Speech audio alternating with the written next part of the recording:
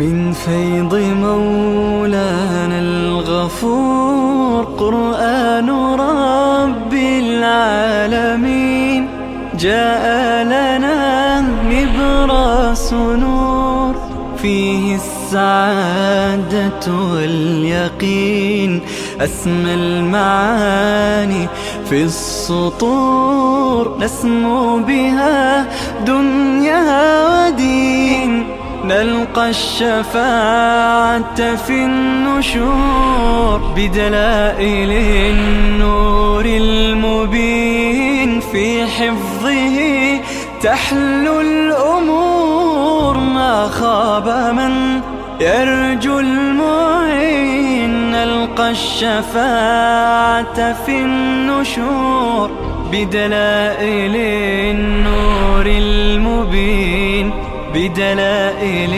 النور المبين.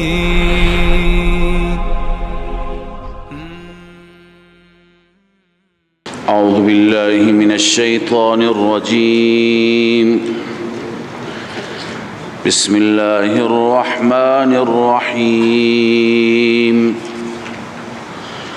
الحمد لله رب العالمين الرحمن الرحيم مالك يوم الدين إياك نعبد وإياك نستعين اهدنا الصراط المستقيم صراط الذين أنعمت عليهم غير المغضوب عليهم ولا الضالين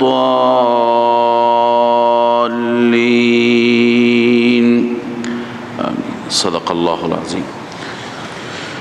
اللهم صل على سيدنا وشفينا وحبيبنا مولانا محمد وعلى آله وصحبه. سبحانك لا علم لنا إلا ما علمتنا إنك أنت العليم الحكيم ولا فهم لنا إلا ما فهمتنا إنك أنت الجواد الكريم لا حول ولا قوة إلا بالله. سوره مبارکه فاتحه هست. سوره فاتحه اسامی و نامهای زیادی دارد.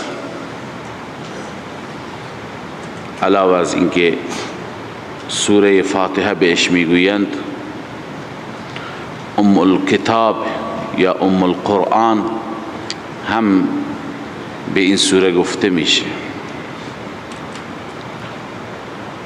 معنای میدونید به معنای مادر هست که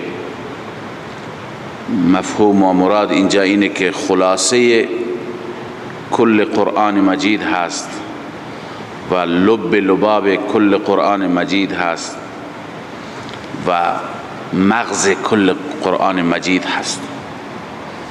اما اینکه چگونه ام قرآن هست و خلاصه کل قرآن هست این را هم خدمت شما عرض می کنم. نام دیگرش الاساس هست، هم اساس به هم معنای هست، اساس قرآن هست. تعلیم المسئله هست، چون که خدای عزوجل در این سوره مبارکه تعلیم داده، آموزش داده سوال کردن را، دعا کردن را. وقتی که بخواهیم از ربمون چیزی را مطالبه بکنیم ابتداءً رب را تعریف میکنیم، حمد میکنیم. الحمد لله رب العالمین الرحمن الرحیم مالک یوم الدین. بعد از مدح رب العالمین بین خودمون و بین الله تعالی ارتباط را، رابطه را که چه رابطه ای هست میگوییم ایاک نعبد و ایاک نستعین، که رابطه عبدیت و معبودیت هست، رابطه مخلوقیت و خالقیت هست. و بعد از اون سوال میکنیم اهدنا الصراط المستقیم صراط الذین انعمت علیهم غیر المغضوب علیهم ولا الضالین. به این خاطر این سوره را میگن تعلیم المسئله. همچنین 7 مثانی هم میگویند، یعنی 7 آیه‌ای که تکرار میشوند. 7 آیه‌ای که تکرار میشوند. خب چگونه تکرار میشوند؟ بعضی گفتن تکرار به این معنا که نزول سوره مبارکه فاتحه تکرار شد، 2 بار تکرار شد. یکی در ابتدا بود و یکی در زمانی که نمازها را الله عزوجل فرض قرار داد، در شب معراج سوره فاتحه را نازل فرمود مجددا. لذا در نزول این سوره تکرار صورت گرفته. و بعضی میگویند که 7 مثانی 7 آیه‌ای که تکرار میشوند، این معنی که بار بار سوره فاتحه قرائتش تلاوتش در نماز چی میشه؟ تکرار میشه. به این خاطر به این سوره میگویند 7 مثانی. به هر حال ما خدمتتون عرض کردیم که این سوره که یکی از نامهای معروفش ام القرآن هست، به معنای خلاصه و مغز کل قرآن مجید. چگونه این خلاصه قرآن مجید هست؟ در این رابطه مختصری عرض می کنم. اولا اینجا 2 بیان هست که یک بیان مال یکی از علما و مفسرین شهیر به نام علامه شبیر احمد عثمانی رحمه الله هست. ایشون تفسیر مختصر عثمانی را نوشتند که تفسیر عثمانی به فارسی برگردانده شده. جمعی از علمای افغانستان به فارسی برگرداندن، نامش را گذاشتن تفسیر کابلی. در واقع نام اصلیش بهترین نام هست، نمیدونم که چرا نامش را کابلی گذاشتن. تفسیر عثمانی نام مناسب تری شاید باشد. به هر حال ایشون تفسیر عثمانی را نوشتن. ایشون یک تقریری دارند، یک بیانی دارند، یک مطلبی دارند که بر اساس این مطلب و تقریر ایشون سوره مبارکه فاتحه یا ام الکتاب خلاصه کل قرآن مجید است. به این صورت می فرمایند که در قرآن مجید 6 تا موضوع و 6 تا مبحث هستند که مباحث اصلی قرآن مجید هستند. اون 6 مبحثیه: 1 توحید، 2 رسالت، 3 قیامت، توحید، رسالت، معاد که اصول دین هستند، 4 احکام، بعد از ایمان عمل است نه، 4 احکام، 5 کسانی که پذیرفتند و تسلیم شدند، هم توحید را، هم رسالت را، هم قیامت را و هم احکام خدا را پذیرفتند و در مقابل اونها تسلیم شدند. لذا احوال این افراد، احوال کسانی که پذیرفتند. 6 احوال کسانی که نپذیرفتند و انکار کردند.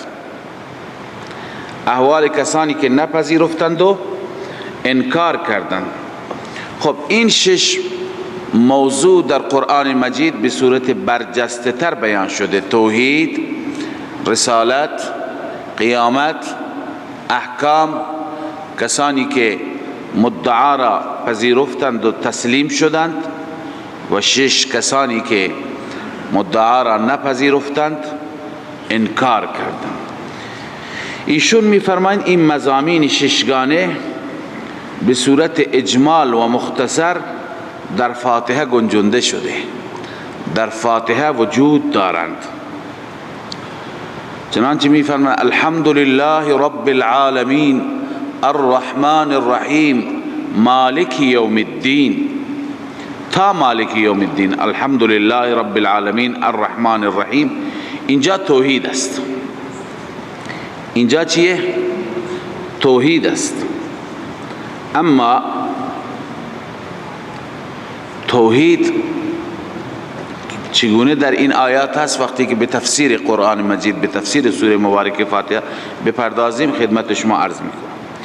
در مالک یوم الدین قیامت است، در الحمد لله رب العالمین الرحمن الرحیم اثبات توحید، در مالک یوم الدین اثبات قیامت. ایاک نعبد و ایاک نستعین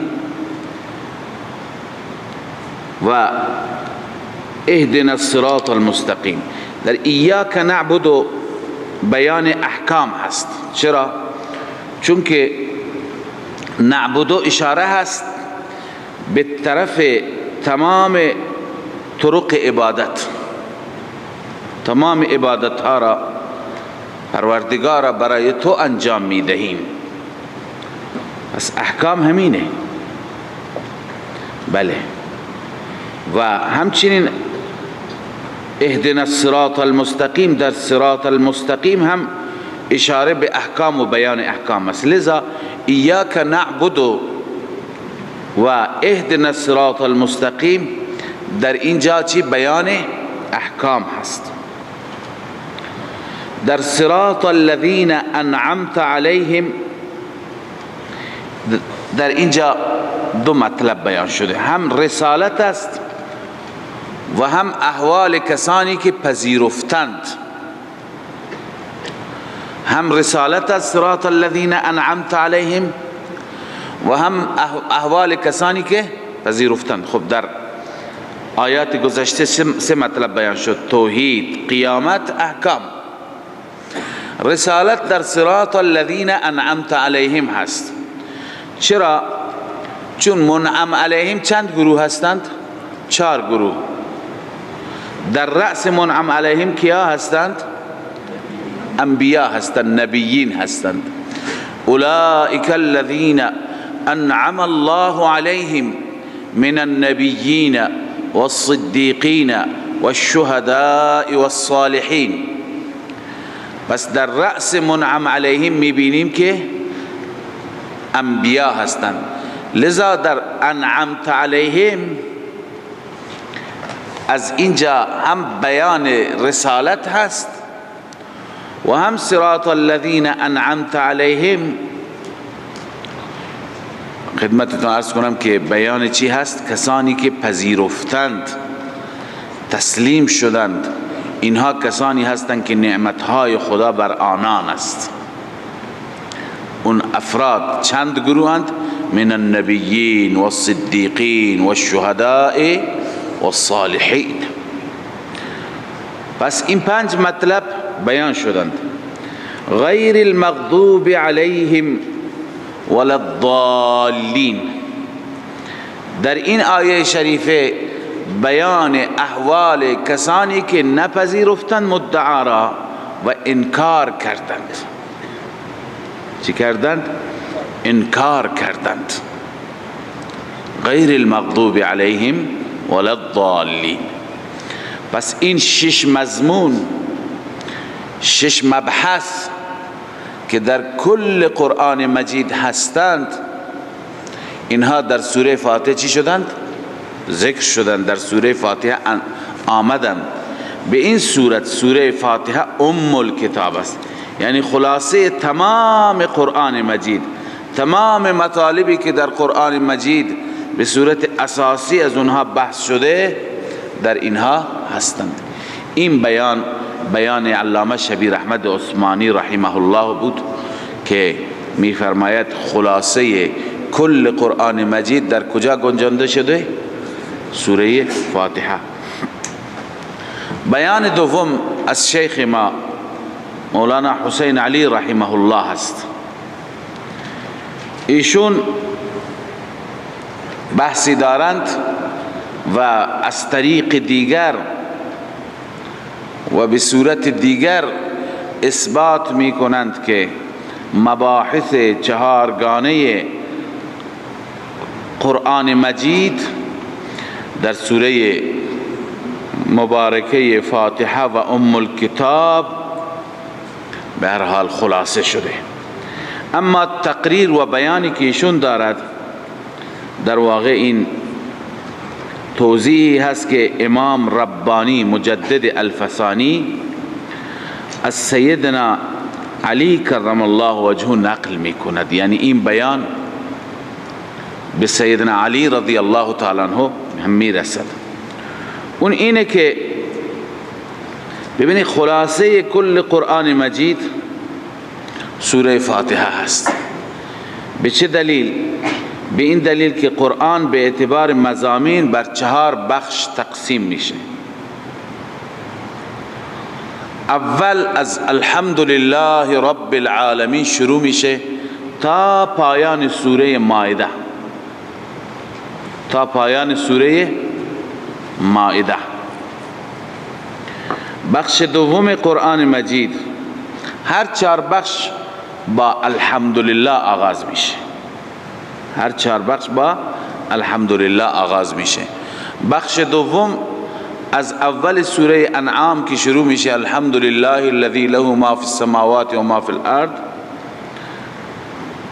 تا آخر سوره بنی اسرائیل، سوره اسراء. این بخش دوم هست. بخش سوم از سوره کهف شروع میشه الحمدلله الذی انزل علی عبده الكتاب میره تا آخر احزاب، تا آخر احزاب. و بخش چهارم از اول سبا شروع میشه، سوره سبا بازم با الحمدلله له ما فی السماوات و ما فی الارض تا آخر قرآن مجید.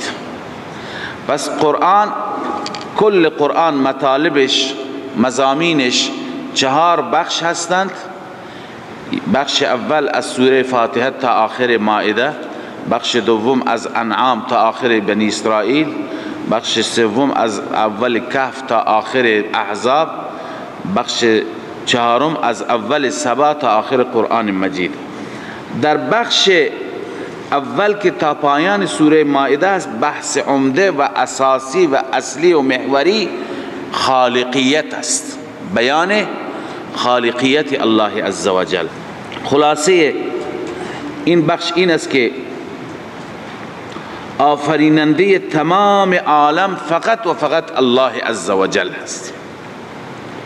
در بخش اول خالقیت اثبات میشه. در بخش دوم یعنی از انعام که شروع میشه تا کهف مضمون اصلی ربوبیت است، ربوبیت الله. رب فقط الله است، کسی دیگر نیست. یعنی بعد از اینکه خداوند مخلوقات را خلق می کند، انسان را، حیوان را، بقیه خلائق را، بعد از خلق نوبت چی می رسد؟ تربیت کردن، نشو و نما کردن، به کمال رسانیدن. پس خلق را هم الله انجام میده، ربوبیت را، تربیت را هم الله انجام میدهد. و در بخش سوم که از سوره کهف است تا آخر، اینجا این مطلب هست که پادشاهی مطلق از آن الله است. پادشاهی مطلق یعنی چی؟ یعنی تدبیر و تصرف و اختیارات تام و کامل اختصاص به کی دارد؟ به الله عزوجل. تمام به هر حال تصرفات و اختیارات مال در عالم، در هر دو عالم مال او هست. او هست نافع هست، زار هست، مالک، متصرف، مختار، کارساز، برکات دهنده هست و کسی دیگر این صفات را ندارد. این بیشتر در بخش سوم قرآن مجید بیان شده. و در بخش پایانی و بخش چهارم بیان میشه که علاوه از این که مالک مالک و مختار دنیاست، مالک و مختار عقبا و آخرت هم است. مالک و مختار عقبا و آخرت هم هست. سوره های آخر قرآن مجید بیشتر به بحث چی میپردازند؟ قیامت، آخرت. و هیچ کسی حتی نمیتواند در محضر او شفاعت قهری داشته باشد که سوره های مومن حوامیم کلا بیشتر به این موضوع اختصاص دارند. به هر حال این تقسیم بندی قرآن مجید هست به 4 مبحث توحیدی. اکنون میفرماید که این 4 بحث در سوره مبارکه فاتحه چی شده؟ خلاصه شده. اول وقتی نگاه میکنیم الحمدلله، این از کلمه جلاله لفظ الله میفرماید خالقیت ثابت میشه، چون که وقتی میگه الحمدلله تمام تعریفات اختصاص دارد به خدا، مراد از لفظ الله وصف مشهور است. مراد از لفظ الله چیه؟ وصف مشهور است، یعنی خالق. مراد از لفظ الله وصف مشهور است یعنی چی؟ خالق. و مثل این است که مثلا میگوییم لکل فرعون موسی، برای هر فرعون یک موسی هست. خب یک فرعون بوده در مصر و یک موسی پیغمبر بوده، ولی لکل فرعون، اینجا وقتی که نام فرعون گفته میشه وصف مشهورش مراد است، یعنی کسی که بر باطل بود. نام موسی که گفته میشه خود موسی مراد نیست، وصف مشهورش. موسی وصف مشهورش بر حق بودن، جز اهل حق بودن. پس لکل فرعون موسی معنیش اینه که لکل مبتل محق، برای هر انسان باطلی در مقابل انسان باطلی یک انسان حق و اهل حقی وجود دارد. پس گاهی علم را ذکر میکنن مراد وصف مشهور میگیرن. اینجا فرعون ذکر شد، موسی ذکر شد، مراد وصف مشهور بود، محق بودن و مبتل بودن. پس گاهی لفظ جلاله الله ذکر میشه، مراد علم نیست، مراد وصف مشهور است. وصف مشهور خدای عزوجل، اوصاف خداوند اختصاصی خیلی زیاد هستند، ولی مشهورترش چی است؟ خالقیت. وصفی که هم مشرکان قبول داشتند هم مؤمنان قبول داشتند. ولئن سألتهم من خلق السماوات والارض لیقولن الله. بنابراین در لفظ جلاله الله که الحمدلله هست چیه؟ خالقیت هست. الحمدلله رب العالمین. رب العالمین موضوع دوم قرآن. گفتیم بعد از این که اشیاء را خلق می فرماید چیکار می کند؟ تربیت می کند، به کمال می رساند، تدریجا تدریجا کم کم اینها را می برد به سوی تکامل. این هم کار خداست. پس رب عالمیان الله عزوجل هست. بنابراین در رب العالمین موضوع دوم بیان شده. الرحمن الرحیم، در این الله عزوجل اشاره دارد به طرف موضوع سوم که پادشاه مطلق، مختار و بر تخت پادشاهی او متمکن است. چرا؟ به خاطر اینکه نهایتاً دارای رحم و شفقت است، مهربانی هست و این صفت میتواند صفت پادشاه باشد، کسی که در او شفقت و ترحم زیاد هست. لذا الرحمن الرحیم موضوع سوم و مضمون سوم که مالک و مختار و متصرف و نافع و ضار تمام عالم فقط و فقط رحمان رحیم هست. و مالک یوم الدین، اینجا اشاره به چی هست؟ به مضمون چهارم، مبحث چهارم. مبحث چهارم چی بود؟ همان طوری که در دنیا مالک و متصرف است، در آخرت هم مالک و متصرف است، در عقبا هم مالک و متصرف است. همه چیز به دست او هست. بله، پس ببینید چگونه قرآن مجید خلاصه شد در 4 مبحث و این 4 مبحث خلاصه شدن در فاتحه ام الکتاب. به این خاطر این سوره را میگویند سوره ام الکتاب. از عبدالله ابن عباس رضی الله عنهما منقول از رئیس مفسران لكل شيء لباب ولباب القرآن الحوامیم، تفسیر خازن این مقوله را آورده. لكل شيء لباب ولباب القرآن الحوامیم، هر چیزی مغزی دارد، خلاصه‌ای دارد، حاصل و نتیجه‌ای دارد. نتیجه کل قرآن مجید یا خلاصه مضامین قرآن مجید کجا گنجانده شدند؟ در حوامیم. خواندیم حوامیم چقدر موضوعاتشون از اول تا آخر توحیدی بود. این خلاصه کل قرآن مجید هست. و بعد می فرماید که خلاصه حوامیم در 2 جمله چی می شود؟ خلاصه میشه. یکی که در سوره زمر بود، در اول زمر فاعبد الله مخلصا له الدین، و در حامیم مومن بود فادع الله مخلصین له الدین. عبادت و دعا را اختصاص بده قرآن به الله عز و جل، دین را یعنی دعاءت را عبادت را به او اختصاص بده. خب ببینید، پس خلاصه کل قرآن مجید حوامیم و خلاصه حوامیم فادع الله مخلصین له الدین و فاعبد الله مخلصا له الدین هست. اکنون این خلاصه را میبینیم که در سوره فاتحه است. ایاک نعبد و ایاک نستعین. ایاک نعبد اختصاص عبادت ها به الله عز و جل و ایاک نستعین اختصاص دعا به الله عز و جل، اختصاص تمامی عبادت ها به رب العالمین و اختصاص دعا و نیایش هم به پروردگار جهانیان.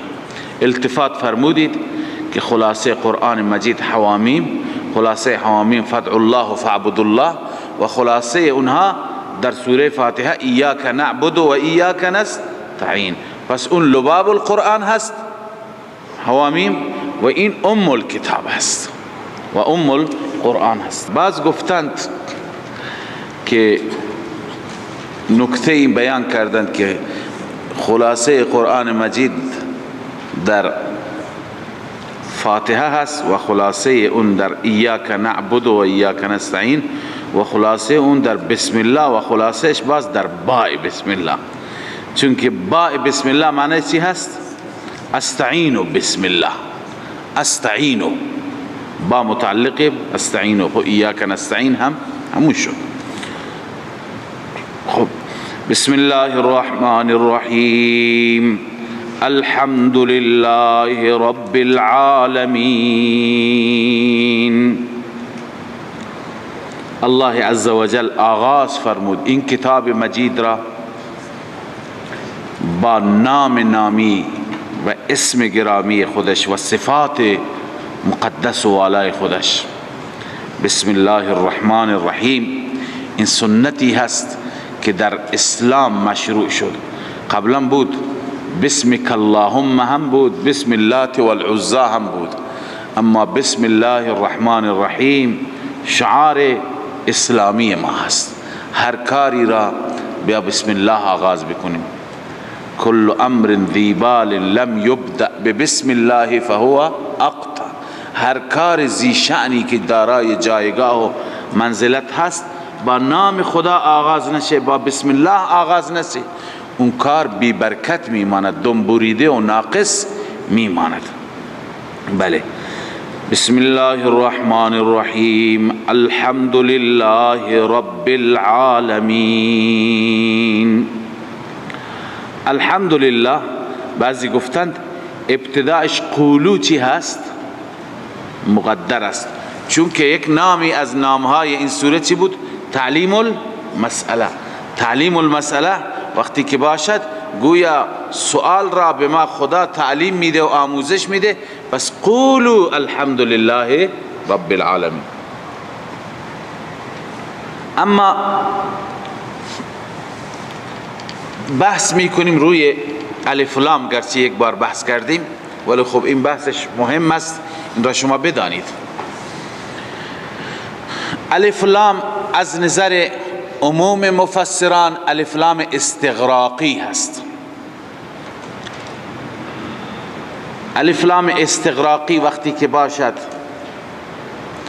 عزیزانی که نخواندند استغراقی را، معنی استغراقی اینه که در برگیرنده همه اشیاء ما تحتش.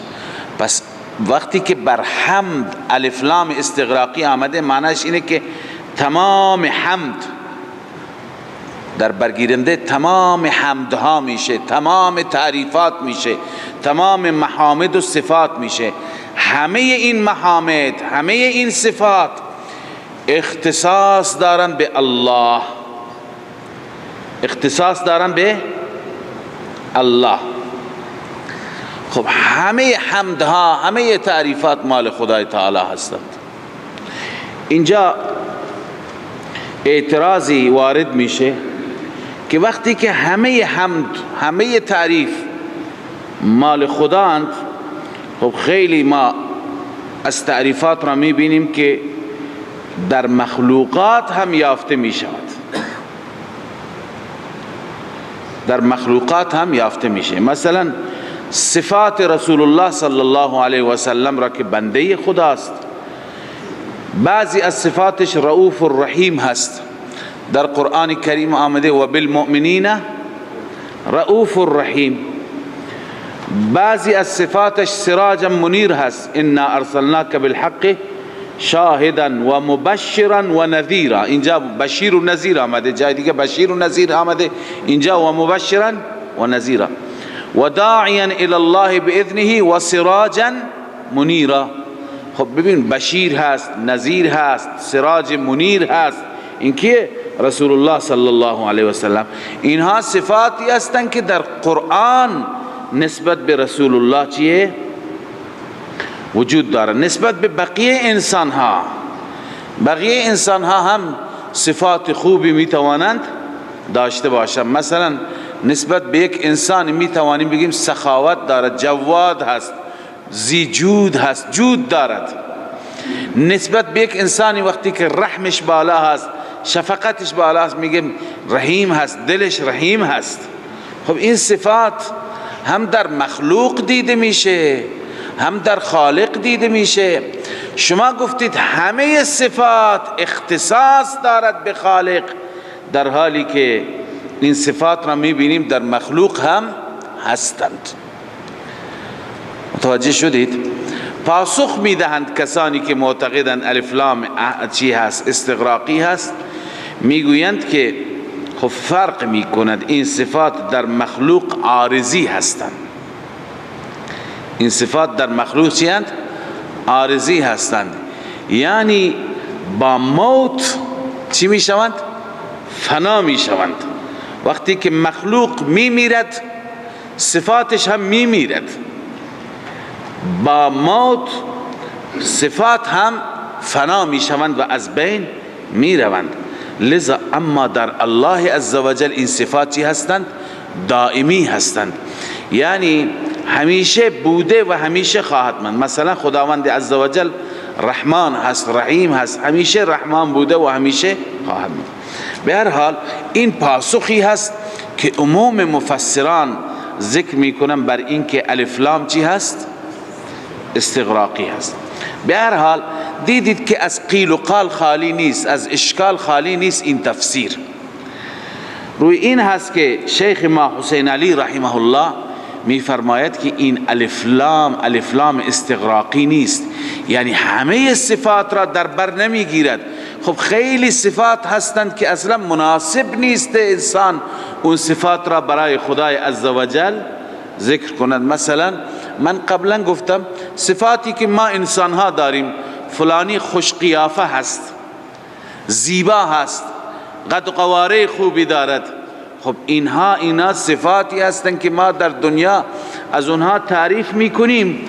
این صفات به الله عزوجل نسبت داده نمیشوند، لایق الله تعالی نیستند. اینها صفاتی هستند که مال مخلوقات هستند، عارضی هستند. به این خاطر حضرت شیخ میفرماید که بهتر اینه که بگیم الف لام عهد خارجی هست، یعنی همه صفات در الحمدلله ذکر نشده. بعضی صفاتی که اختصاص به خدای عزوجل دارند، صفاتی که چی؟ اختصاص به خدای عزوجل دارند. بعضی صفات عمومی هستند، اونها را اینجا بحث نکرده. صفات اختصاصی همون صفاتی که در ملائکه دیده نمیشند، همون صفاتی که در وجود رسول الله صلی الله علیه وسلم حتی نیستند، در انبیاء دیده نمیشوند، در اولیاء دیده نمیشوند، در جنات دیده نمیشوند. اون صفات مد نظر هستند، صفات اختصاصی، صفات خاص. متوجه هستید؟ به چه دلیل؟ به این دلیل که میگه اللام للاختصاص، الحمد لله، الحمد لله. این لام چی است؟ اختصاصی هست، یعنی تعریف های خاص اختصاص به الله عزوجل دارد. خب این تعریفات چه تعریفاتی هستند؟ این صفاتی که مخصوص خدای تعالی هستند چی هستند؟ الان بعضی از صفات خاص را عرض میکنیم که این صفات خاص در قرآن هم ثابت شده که مخصوص خدا هستند، برای کسی دیگه نیستند. مثلا به عنوان مثال صفت کارسازی، کارساز، مشکل کشا فقط خدا هست. یا به تعبیر علمی صفت فاعلیت، یا اینکه مالک همه اشیاء فقط و فقط کی است؟ الله هست. مختار و متصرف به صورت مافوق الاسباب، شما قبلا خواندید مافوق، متصرف در این عالم، هر جا قحط بیاره، هر جا آبادی بیاره، هر جا سختی بیاره، هر جا آسانی بیاره، هر جا زلزله بیاره، هر جا گل و گلزار بیاره، همه به دست الله. این مدبر، متصرف، حاجت روا، مشکل کشا، فریاد هر کس را از دور و نزدیک فقط و فقط الله می بیند و می شنود، سمیع و بصیر هست. خب اینا صفاتی هستند که اختصاص به الوهیت دارن، یعنی این صفات را کسی می تواند داشته باشه که معبود باشد، اله باشد، که مردم او را چی بکنند؟ پرستش بکنند. یا صفت علم غیب. الان ببینید این صفات چگونه در قرآن مجید اختصاص یافتن به الله عزوجل. چند تا آیه میخوانم. الله تعالی میفرماید قل لا يعلم من في السماوات والارض الغیب الا الله. در آسمان ها و زمین غیب را بغیر از الله هیچ کس نمیداند. پس این صفت چیه؟ اختصاصی. وقتی میگه الحمدلله، منظور حمد اون صفت مثل علم غیب اختصاص دارد به الله. یا اینکه الله میفرماید و این یمسسک الله بضر فلا کاشف له الا هو. اگر الله عزوجل ضرری برای تو بیاورد، متوجه تو ضرری را بگرداند، فلا کاشف له الا هو، هیچ کسی نمیتواند ضرر را چی بکند؟ دور کند، دفع کند. و این یردک بخیر، اگر الله نسبت به تو اراده خیری داشته باشد، فلا راد لفضله، هیچ کسی نیست که رد کند فضل خدا را، جلوش را بگیرد، کسی جرأت ندارد. پس ببین مدبر و متصرف فقط و فقط الله است. و ما بكم من نعمت فمن الله. هر نعمتی شما دارید، نعمت سلامتی، نعمت جوانی، نعمت جان، وجود، اینها همه از جانب الله است. یا اینکه الله می فرماید یا ایها الناس اذکروا نعمت الله علیکم، ای مردم نعمتهای الهی را یاد کنید. هل من خالق غیر الله، آیا بغیر از الله خالقی هست؟ پس صفت خالقیت هم اختصاص به کی دارد؟ به الله دارد. و صدها آیه دیگر که در اون آیات صفات مخصوصی برای الله است. ولله ما فی السماوات و ما فی الارض، تصرفات آسمان ها و زمین همه و همه برای خدا. لذا حاصل این بحث ما این شد که وقتی که شیخ حسین علی میفرماید الحمدلله، حمد و صفات اختصاصی یعنی اونهایی که مخصوص الله هستند مراد هست.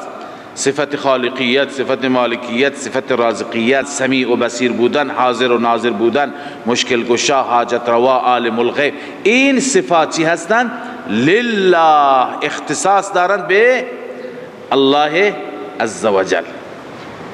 بله، باز ببینیم این ما که در الحمدلله توحید را ثابت کردیم و گفتیم از اینجا اون توحید خالص ثابت میشه. هر جا که قرآن مجید الحمدلله آورده، یا ما قبلش یا ما بعدش، شما اگر عنایت بفرمایید کل بحث توحید است، بحث صفات خدا هست، یا بحث خالقیت یا تدبیر و تصرف است. الله تعالی می فرماید فقطع دابر القوم الذين ظلموا والحمد لله رب العالمین. ریشه مشرکان را الله می فرماید که خداوند برکند، والحمد لله رب العالمین. پس این چی شد؟ بحث ایمان و کفر است، شرک و توحید است. بعد از اون الحمدلله رب العالمین. یا اینکه در سوره نمل می فرماید الحمدلله و سلام علی عباده الذین اصطفى.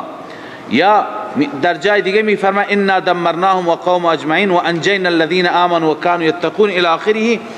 آخر می فرماید و قل الحمدلله. بعد از اینکه قصه لوط بحث ایمان و کفر و دعوت به توحید از سوی لوط هست، میگوید و قل الحمدلله. یا در سوره جاثیه شما خواندید فلله الحمد رب السماوات و رب الارض و رب العالمین. یا در سوره صافات است سبحان ربک رب العزة عما یصفون و سلام علی المرسلین والحمد لله رب العالمین. خلاصه اینه که این کلمه الحمدلله رب العالمین هر جا قبل از دلائل توحیدی هست یا بعد از دلائل توحیدی هست. این آیاتی که خواندم شما ما قبل و ما بعد را در قرآن مطالعه بفرمایید. شیخ حسین علی می فرماید که الحمدلله وقتی که در چنین جاها بیشتر بکار برده شده و ذکر شده، این خودش علامت اینه که در الحمدلله بالاترین صورت توحید چی شده؟ بیان شده. متوجه هستید؟ پس این شد از الحمدلله و معنای الحمدلله. پس این گونه ما الحمدلله را ترجمه می کنیم. الحمدلله رب العالمین. تمام تعریفاتی که مختص الله هستند، خالقیت، مالکیت، رازقیت، مدیر و مدبر و متصرف بودن، عالم الغیب، سمیع، بصیر، این صفات اختصاص دارن به الله. اللام للاختصاص. هیچ کسی دیگر این صفات ندارن. کدوم الله؟ همان اللهی که رب العالمین، رب تمام جهانیان هست، رب تمام جهانیان هست. ببینید گفتیم در لفظ جلاله الله صفت چی مد نظر است؟ وصف مشهور یعنی خالقیت. وقتی که خداوند این عالم را خلق می کند و عالم را خلق کرد، بعد از خلق نوبت چی هست؟ تربیت هست. کم کم این عالم را تربیت میکنه. مثلا بچه را خداوند خودش در قرآن میگه بچه را پیدا میکند، ابتداء به شکل نطفه هست، از نطفه میشه به شکل علقه بسته خون، از علقه میشه به مضغه تکه گوشت، از مضغه بعدا لحم و عرض کنم که عظام گوشت و استخوان بهش میده، پوست بهش میده، بعدا زندهش میکنه، بیرون میاد در دنیا. بعد که در دنیا هست طفل هست، از طفلی میره به عرض کنم بچگی، از بچگی میره به نوجوانی، از نوجوانی به جوانی، از جوانی به پیری. خب این مراحل را الله در قرآن جای جای قرآن میگه کی طی کرده؟ الله هست که اینها را طی کرده. خب این نامش هست تربیت. این نامش چیه؟ تربیت. یا مثلا زمین را الله تعالی که پیدا کرده، زمین از اول آبادی نداشته، روز بروز آبادی ها بیشتر میشه، شهرها بیشتر میشه، نفوس بیشتر میشه، انسان ها جمعیت بیشتر میشه، این داره به طرف تکمیل میره. این هست چی؟ تربیت. هر چیز را تربیت کننده هر چیز فقط و فقط الله عزوجل هست. به این خاطر امام نصفی از امام واسطی نقل می فرمایند، تفسیر مدارک آورده، گفته هو الخالق ابتداء والمربی غذاء والغافر انتهاء. خداوند ذاتی است که هو الخالق ابتداء چی هست؟ خالق است.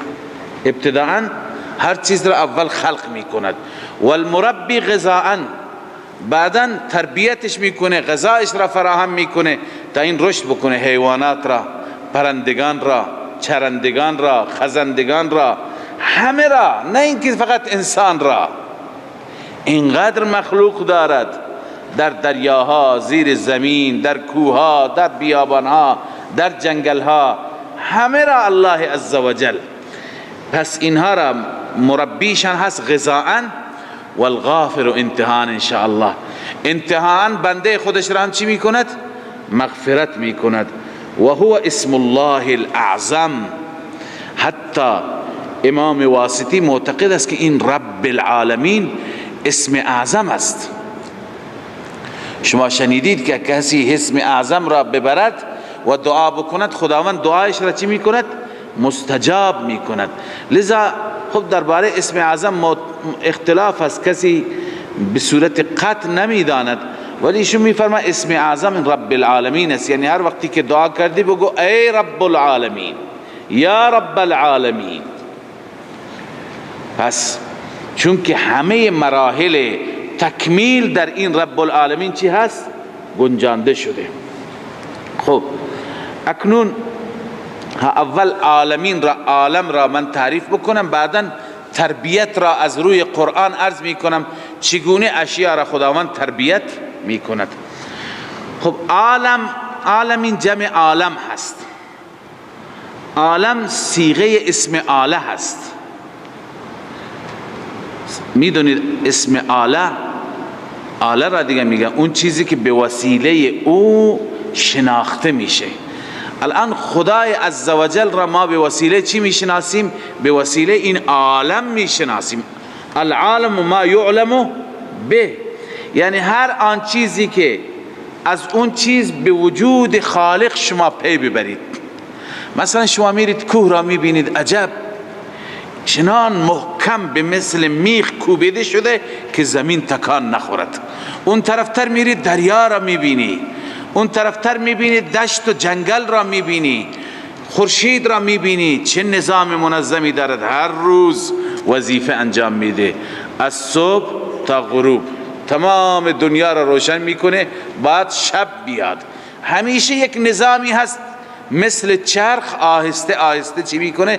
دور میزنه. ذره این طرف و اون طرف نیست، ثانیه بالا و پایین، تقدیم و تأخیر نیست.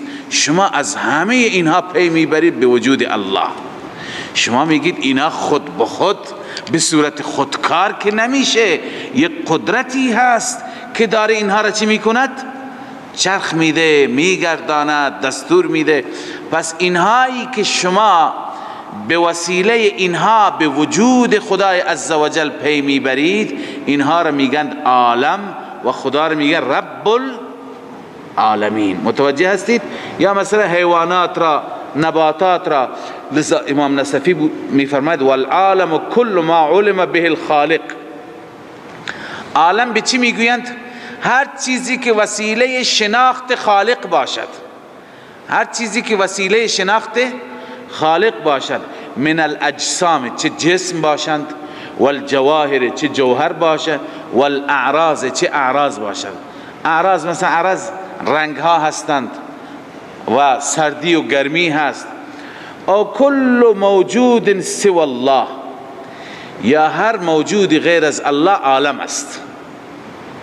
هر موجودی، حیوانات یک عالم هستند، درختان یک عالم نباتات هستند، سنگ ها یک عالم جداگانه هستند، انسان ها، جنات، هر یک عالم است. خب او کل موجود سوى الله فسمی به، چرا به اینها عالم میگن؟ لانه علم على وجوده، یا علم على وجوده، اینها علامت وجود خدا هستند. از اینها شما پی میبرید به وجود خدای عزوجل. مدارک.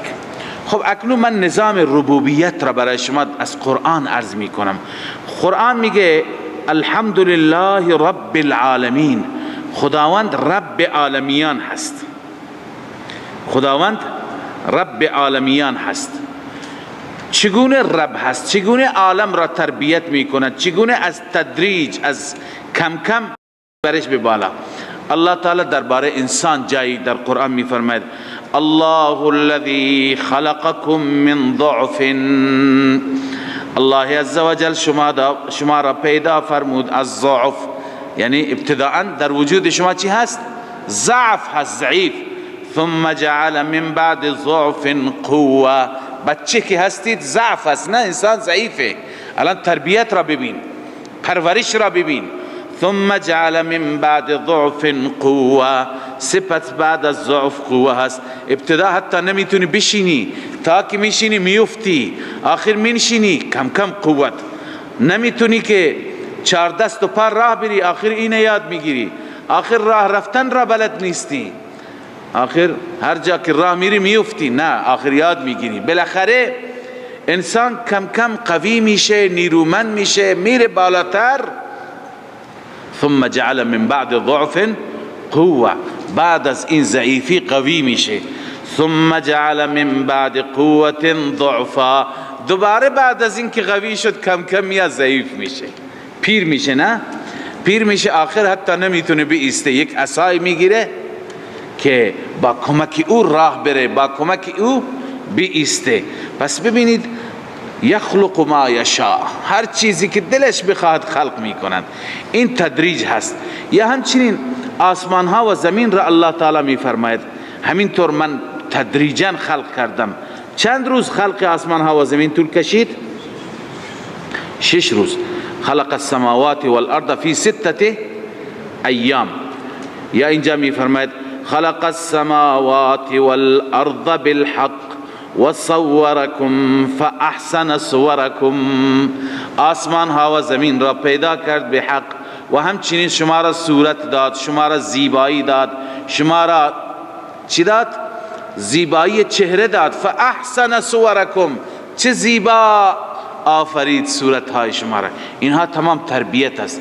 یا در جای از تربیت به صورت تربیتی از خوراک انسان میگه. الله تعالی میفرماید خوراکت را نگاه کن، پرورش و تربیت را. ابتداء میگه ما آب دادیم از آسمان، این آب به زمین ریخت. این زمین، در زمین چی بود؟ بذر بود، دانه بود. این بذر کم کم آمد زمین را شکافتیم. فلینظر الانسان الی طعامه، انسان به طعامش نگاه بکنه. نان خوبی الان میخوری، خورش میخوری، برنج میخوری، غذای لذیذ میخوری، ولی برو از ابتدا مطالعه بکن اول چی بوده، به کجا رسیده. الله تعالی این تربیت را در قرآن انسانها را، فکر انسانها را میبره که انسانها به این نتیجه برسند که رب العالمین او هست. الله میفرماید فلینظر الانسان الی طعامه، انسان طعامش را ببیند. انا صببنا الماء صبا، اول ما از آسمان آب ریختیم ریختنی. ثم شققنا الارض شقا، سپس زمین را ما چیکار کردیم؟ شق کردیم، شکافتیم. زمین شکم باز کرد تا جوانه بیاد بیرون. فانبتنا فیها حبا و عنبا و قضبا و زیتونا و نخلا، انواع خوراکی ها و نیازهای شما، دانه های گندم و جو، برنج و ذرت و هر چی که نیاز شما هست، و همچنین انگور، همچنین نخل خرما، همه چیز نیازات شما، اینها را همه را ما چی؟ و حدائق غلبا و فاکهة و ابا متاعا لکم و لانعامکم، باغهای بزرگ کوچک همه را ما درست کردیم که هم برای شما و هم برای چارپایان شما باشد. انسان فکر نمی کند که انسان تدریجا از کجا آمده به کجا رسیده. خوراکش، این خوراک لذیذی که به دست داری، همین لباسی که به تنت هست، ابتدایش چی بوده؟ یک دانه بوده، دانه پنبه بوده که کاشته شده، یا عرض کنم که نخی بوده که از کجا گرفته شده، آخر آمده به اینجا رسیده. لذا تربیت در هر چیز انسان مطالبه کند به ربوبیت الله عزوجل میرسد. یا درباره خود انسان الله میفرماید انا خلقناکم من تراب، شما چی بودید؟ خاک بودید. ثم من نطفة ثم من علقة ثم من مضغة مخلقة و غیر مخلقة الى آخره. خاک، نطفه، خون، عرض کنم گوشت، تا اینکه انسان خلق میشه و شکل و زیبایی خدا بهش میده، روح و جان بهش میده. پس رب العالمین به این معنا هست در قرآن مجید. قرآن جای جای این رب العالمین را چی کرده؟ تشریح کرده. پس این شد تفسیر چی؟ رب العالمین. الحمدلله رب العالمین، تمام تعریفات مر خدایی را که رب عالمیان است، رب تمام جهانیان است. این تربیت را ما فقط در خودمون دیدیم، در خوراک خودمون، در وجود خودمون. الله تعالی همین تربیت را در خلق آسمان ها و زمین دارد، همین را در حیوانات دارد، همین را در خزندگان و پرندگان دارد. همه پرنده تازه از تخم بیرون میاد، این ور اون ور میفته، بعد از چند ساعت حتی بعضی ها میبینیم میپرند و میروند. لذا همه این تکامل به وسیله ذات الله انجام میگیرد. صدق الله مولانا العظیم. من فيض مولانا الغفور قرآن رب العالمين، جاء لنا نبراس نور فيه السعادة واليقين، أسمى المعاني في السطور نسمو بها دنيا ودين، نلقى الشفاعة في النشور بدلائل النور المبين، في حفظه تحلو الأمور، ما خاب من يرجو المعين، نلقى الشفاعة في النشور بدلائل النور المبين، بدلائل النور المبين.